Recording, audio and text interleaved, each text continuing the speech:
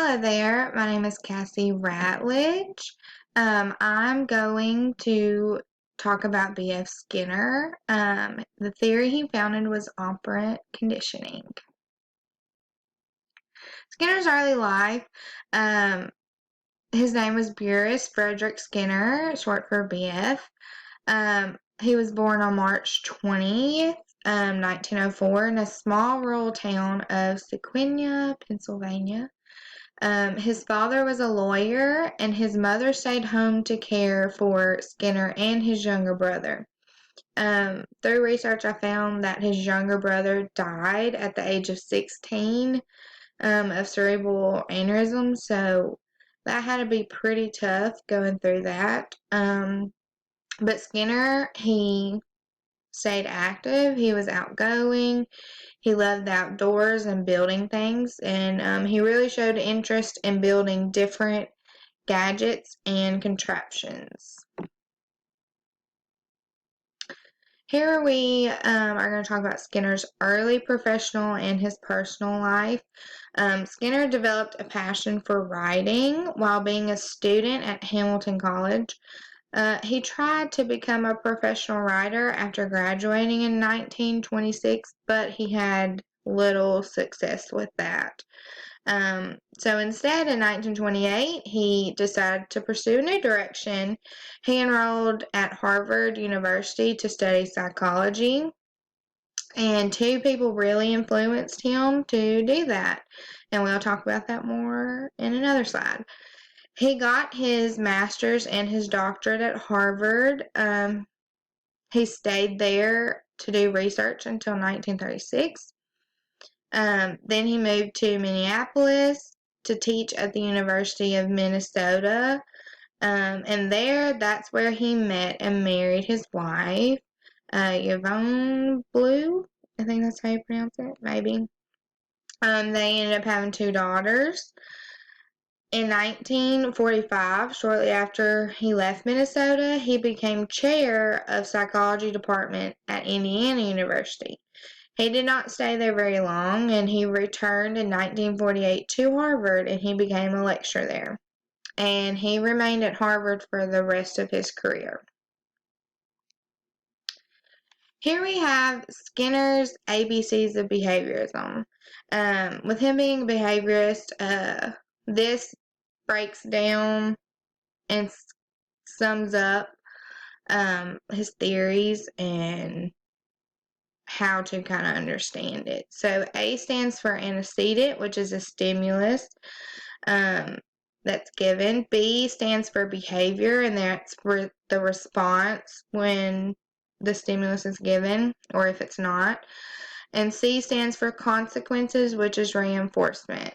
And we'll talk about that more. Here we have Skinner's career as being an educational psychologist. During his time at Harvard, Skinner became interested in studying human behavior. He developed what he referred to as operant conditioning apparatus. It later became known as Skinner box. The Skinner box, it's a chamber that contained a bar or a key that an animal they could press to receive food, water, or some other form of reinforcement. He used pigeons and rats as subjects for this device. And also during this time at Harvard, he invented the cumulative recorder, which is a device. It records responses as a sloped line. Skinner saw response rates depending what happened after animals pressed the bar. He noticed with a high response rate, it followed rewards, and the lower response rates followed a lack of rewards being given. Here we have his theory going more in detail. We have reinforcement and punishment are part of operant conditioning. Reinforcement is anything that increases or strengthens a behavior. And two types of these are positive and negative reinforcements. A positive reinforcement includes actions or events that strengthen a response by providing a stimulus for certain behaviors, such as an example would be giving a child a reward or maybe a praise. And then we have negative reinforcement, and that's strengthening a response by the removal of an unfavorable outcome, such as a child cleaning their room to avoid being grounded. Then to punishment, we have it's described as an application of an adverse outcome to decrease or weaken a specific behavior. And the same thing with this one, there's a positive and a negative punishment. In these punishments, it may involve presenting a negative reinforcer such as spanking or scolding, and this is known as positive punishment. The removal of a positive reinforcer such as taking away a favorite toy of theirs, that's known as a negative punishment. Now on to schedules of reinforcement.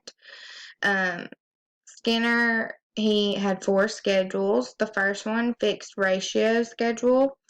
He noticed these responses doing the Skinner box with the animals.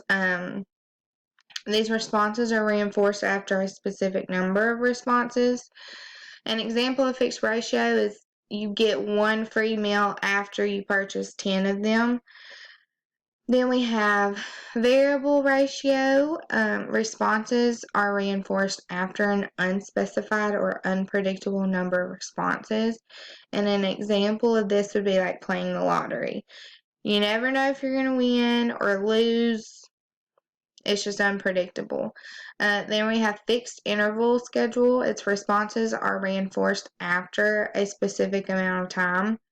An example of this is studying for a weekly quiz. You know that quiz is going to be on Friday, so you gotta do what you can, study the night before maybe for the quiz, because you know it's coming. Then we have variable interval schedule. Responses are reinforced after an unspecified or unpredictable amount of time. An example of this is checking an email.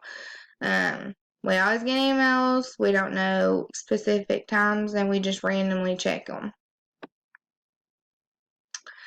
Here, now we're going to talk about the influencers of Skinner, what led him to Harvard, and after discovering the works of these behaviorist theorists,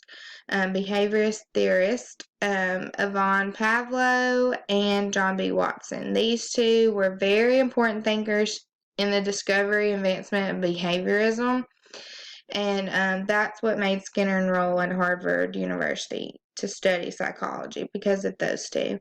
It was during his time at Harvard he began working to develop his theory of operant conditioning. And Skinner's theory of operant conditioning, it was based on Edward Thorndike's law of effect.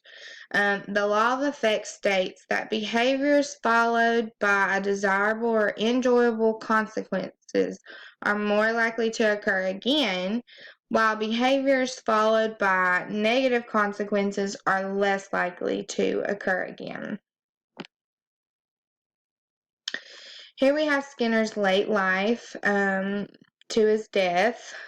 We have, while teaching at University of Minnesota, Skinner tried to train pigeons to serve as guides for bombing runs during World War II, and this project ended up being canceled because he was able to teach them how to play ping pong, which is, I would love to see that video, pigeons playing ping pong.